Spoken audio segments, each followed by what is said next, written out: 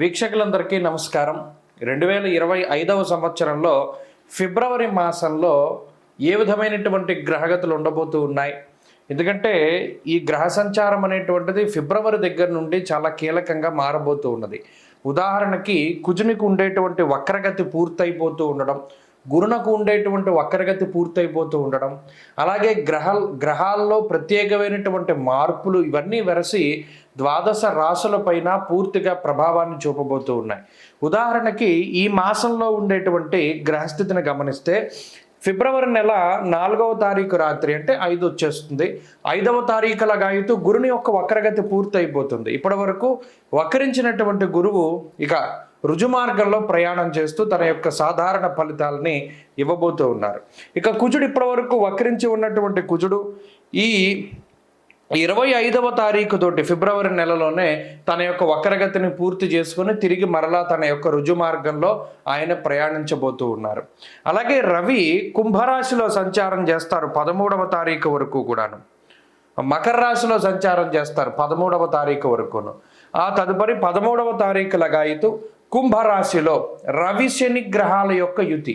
ఇది కూడా చాలా ఇంపార్టెంట్. అంటే జ్యోతిష పరిభాషలో గురుశనుల యొక్క యుతి, శనికుజుల యొక్క సమసప్తక స్థితి, రవిశనుల సమసప్తక స్థితి, రవిశనుల యొక్క యుతి. ఎందుకంటే ఆ గ్రహం అస్తంగత్వం అయ్యేటువంటి విధానం ఇవంతా కూడా ఈ కొంత ప్రభావాన్ని చూపెడుతూ ఉంటుంది. ఇప్పటి వరకు రవిశనులు కలిసిందిలా సంవత్సర కాలం తర్వాత మరలా ఇప్పుడే రవిశనులు కలిసి ప్రయాణం చేయబోతూ ఉన్నారు. కాబట్టి శుక్రుడు రాహువు కలిసి మీనరాశి యందు ఉండబోతూ ఉన్నారు. ఇలా ఉన్నప్పుడు ఈ ఫిబ్రవరి మాసంలో ద్వాదశ రాశులకు ఏ విధమైన ఫలితాలు కలగబోతాయో మనం తెలుసుకుందాం. ముఖ్యంగా ఈ మాసం అంతా కూడా దేని మీద ఆధారపడింది అంటే గురుడిచ్చేటువంటి ఫలితాల మీదే ఆధారపడి ఉంటుంది. తప్పితే రవిశనుల యొక్క యుతి జరిగినప్పుడు అనగా 13వ తారీఖు దాటిన తర్వాత కూడా ఎక్కువ విషయాలు ప్రభావితం అవుతూ ఉంటాయి. కాబట్టి ఈ విషయాలను నిశ్చితంగా పరిశీలన చేద్దాం. అందులో భాగంగా ద్వాదశ రాశుల యొక్క ఫలితాలని మనం చూద్దాం. మేషరాశి వారికి ఈ ఫిబ్రవరి నెల ఇంగ్లీషు కాలమానం ప్రకారం ఈ ఫిబ్రవరి ఏ విధమైనటువంటి ఫలితాలను ఇవ్వబోతూ ఉన్నదో మనం ఇప్పుడు చూద్దాం. ముఖ్యంగా ఈ సంవత్సరంలో 2025లో ఫిబ్రవరి నెల టాప్ మోస్ట్ నెల మేషరాశి వారికి. ఎందుకంటే ఇంత అనుకూలమైనటువంటి గ్రహస్థితి మరలా దొరుకుతుందో లేదో అనేటువంటి సందేహం కూడా మనం వ్యక్తం చేయొచ్చు. ఎందుకంటే 2వ ఇంట్లో గురుడు యోగిస్తూ ఉండడం, తృతీయ స్థానంలో రాస్యాధిపతి కుజుడు యోగిస్తూ ఉండడం, దశమ ఏకాదశ స్థానాల్లో శని రవి బుధ గ్రహాలు యోగిస్తూ ఉండడం, అలాగే చంద్రుడు బలంతో కలుపుకొని దాదాపుగా 1 2 3 4 5 6 గ్రహాల తాలూకు శుభ ఫలితాలు మేషరాశి వారికి ఉన్నాయి. అంటే గోచారంలో యాక్యురేట్గా 70% పైన గ్రహస్థితి ఈ రాశి వారికి చాలా అనుకూలంగా ఉంది. ఇంకా చెప్పాలంటే 80% గ్రహాలన్నీ యోగించినట్టే. మరి ఇది చాలా ఉన్నతమైనటువంటి గ్రహస్థితిగా మనం చూడవచ్చును. ముఖ్యంగా 2వ స్థానంలో గురుగ్రహం యొక్క వక్రగతి తొలగిపోయిన తర్వాత ఆ స్థానానికి సంబంధించినటువంటి కారకత్వాలు ఏవైతే ఉన్నాయో కుటుంబపరమైనటువంటి పరిస్థితులు, ఉద్యోగ వ్యాపారాదులు, ఆర్థిక పరిస్థితులు, అలాగే మాటకి సంబంధించినటువంటి విషయాలు, ఏదైనా గతంలో మనం మాట ఇచ్చి నిలబెట్టుకొని లేదా గతంలో మాట తప్పి నిలబెట్టుకోలేనటువంటి పరిస్థితులు ఇప్పుడు మరలా అటువంటి ఇబ్బందికరమైనటువంటి పరిస్థితుల్ని అధిగమించడానికి ఏదైతే మరి క్రియాశీలకమైన నిర్ణయాలు తీసుకున్నారో, అంటే మనం అన్నమాట మీద నిలబడాలి, మన మాట నెగ్గించుకోవాలి అనేటువంటి తత్వం ఏదైతే ఉన్నదో అది ఈ గురువు యొక్క రుజుమార్గ గతి వల్ల మేషరాశి వారికి ఉంటుంది. చక్కగా వారు అన్నటువంటి మాటను నిలబెట్టుకుంటారు. వాళ్ళు చెప్పేది 10 మంది చేస్తూ ఉంటారు. ఒక అధికారాన్ని చక్కగా మీరు ప్రదర్శించగలుగుతారు. వాక్ పటిమని మీరు ప్రదర్శించగలుగుతారు. లౌక్యంతో మాట్లాడగలుగుతారు. అలాగే కీలకమైనటువంటి ఒప్పందాలు, ప్రముఖమైనటువంటి ఏదైనా ఒక కంపెనీలకు సంబంధించినటువంటి పెద్ద పెద్ద పొజిషన్స్లో ఉన్నటువంటి మేషరాశి వారు చాలా రకాలైనటువంటి ప్రాజెక్టుల గురించో ఇంకో దాని గురించో వాటి ఒప్పందాల గురించో చక్కగా మీ అందరికీ కూడా మిగతా వాళ్ళందరికీ కూడా చెప్పగలుగుతారు. 10 మంది పెట్టుబడులని ఆకర్షించగలుగుతారు. అలాగే ఉద్యోగాన్ని సంపాదించుకోవడానికి మీకు ఉండేటువంటి స్కిల్స్ని మెరుగుపరుచుకోగలుగుతారు. అలాగే తోటివారితో మాట్లాడేటువంటి విధానంలో మార్పులు వస్తాయి. ప్రతి ఒక్కరిని అవగాహనతోటి మాట్లాడుతూ ఉంటారు. చక్కటి నైపుణ్యాన్ని ప్రదర్శించగలుగుతారు. ఆకర్షణ శక్తిని కలిగి ఉంటారు.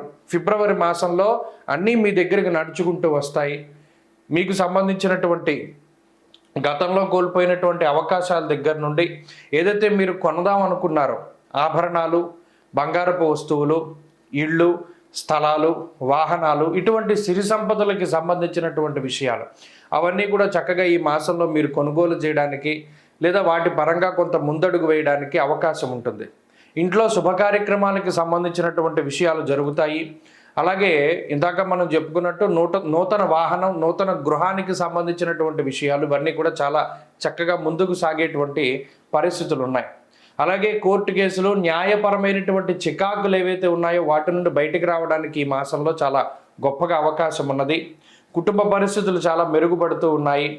ఆర్థిక స్వేచ్ఛ ఉంటుంది, ధైర్యం ఉంటుంది. అంతేకాక ఒక డామినేటివ్ పొజిషన్ని మీరు చేరుకోగలుగుతారు.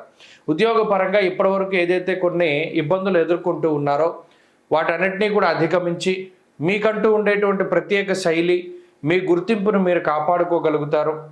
అంతేకాక ఉన్నతాధికారులతో చక్కటి సత్సంబంధాలని మీరు ప్రదర్శించగలుగుతారు. వాటన్నిటిని కూడా మీరు చక్కగా ఉన్నతాధికారులతో మంచి రిలేషన్ని మీరు పొందగలుగుతారు. కుటుంబ సభ్యులకి సమయాన్ని కేటాయించగలుగుతారు. ఇలా ఈ నెలంతా కూడా మీలో చాలా పాజిటివ్ దృక్పథం కానీ, చాలా పాజిటివిటీ కానీ ఈ రాశి వారికి ఉంటుంది. ఆర్థికంగా, ఆరోగ్యపరంగా లేదా కుటుంబ పరంగా, సంతాన పరంగా అన్నింట్లోనూ కూడా చాలా మానసిక సంతృప్తిని కలిగించేటువంటి మాసంగా ఈ మాసాన్ని చెప్పుకోవచ్చు. ఫిబ్రవరి చాలా అత్యద్భుతమైనటువంటి మాసం ఈ రాశి వారికి. అటు రవి మార్పులు కానీ, కుజ వక్రగతి కానీ, గురు వక్రగతులు పోయినా ఇవి అన్నీ కూడా కలిసి వచ్చేటువంటి రాశి ఏదైనా ఉంది అంటే అది మేషం ఒకటే. కాబట్టి ఇది చాలా అత్యద్భుతమైనటువంటి నెల. దీన్ని అనుభవించండి. భగవంతుడు మీకు ఇచ్చినటువంటి ప్రసాదంగా భావించండి. ఈ కాలాన్ని దుర్వినియోగపరుచుకోకుండా ఏదైనా ముఖ్యమైన పనులు ప్రారంభించడానికో, కీలకమైన ఒప్పందాలు చేసుకోవడానికో, ఏదైనా కష్టపడి పనిచేయడానికో, ఎందుకంటే అదృష్టం అనేటువంటిది కాలస్వరూపంగా మీకు లభిస్తూ ఉన్నది. ఈ విషయాన్ని దృష్టిలో పెట్టుకుని మేషరాశి వారు చాలా ఆనందంగా ఉండడానికి ప్రయత్నం చేయండి. అత్యద్భుతమైనటువంటి కాలం ఫిబ్రవరి కాబట్టి మంచి ఫలితాలని సంప్రాప్తింపజేస్తుంది ఈ కాలం. ఏదైనా అడపాదడపా చిన్నపాటి సమస్యలు వస్తే రాహుకి సంబంధించినటువంటి ఆరాధన, సుబ్రహ్మణ్య ఆరాధన ఎక్కువగా చేయండి. మంచి ఫలితాలు సంప్రాప్తమవుతాయి. స్వస్తి.